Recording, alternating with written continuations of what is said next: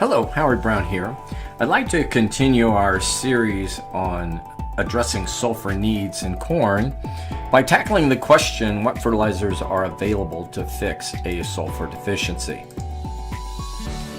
We need to keep in mind some of the attributes that are required for sulfur to be utilized by the plant. First, sulfur must be in a water-soluble form. Secondly, it must be in a sulfate sulfur form as well to be utilized by the plant. Now, some of the fertilizers that are available in the marketplace, we have elemental sulfur, 90% sulfur by the way, ammonium sulfate, which has 21% nitrogen coupled with 24% sulfur. We have a product called MES 10, and MES stands for Micro Essentials.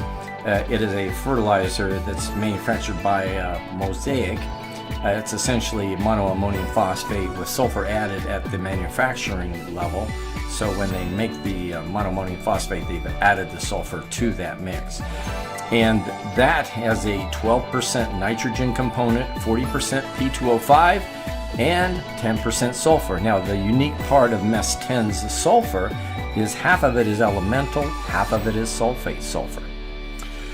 Next, ammonium thiosulfate has 12% nitrogen and 26% sulfur. Probably the only liquid sulfur source that we see in the marketplace today that's commonly used and really works well, especially with pre-plant pesticide applications for weed control.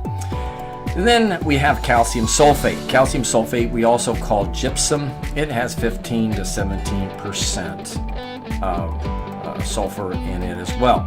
Now, there are some other fertilizers there that we hear about.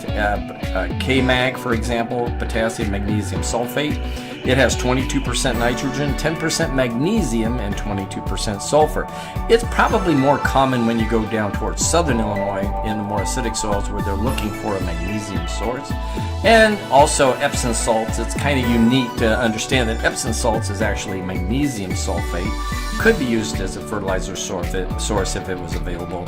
And then finally, aluminum sulfate. I don't have it highlighted there, but aluminum sulfate is used more by the urban community, and it's used as a soil acidifier for plants that require an acidic environment. And so they add it at planting time, such plants as rhododendrons.